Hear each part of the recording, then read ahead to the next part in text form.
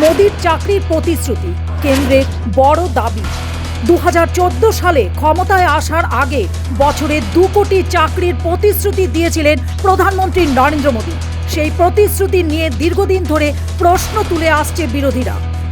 তবে এবার সাংসদের তথ্য দিয়ে পাল্টা জবাব দেওয়ার দাবি করলেন কেন্দ্র সরকার। 1 বছরে 2 কোটি 22 লক্ষ চাকরি, বেকারত্ব 3.2%। কেন্দ্রের শ্রম ও কর্মসংস্থান মন্ত্রী মনসুখ মান্ডাব্য জানিয়েছেন, গত 1 বছর দেশ জুড়ে 2 কোটি 22 লক্ষ মানুষের কর্মসংস্থান হয়েছে।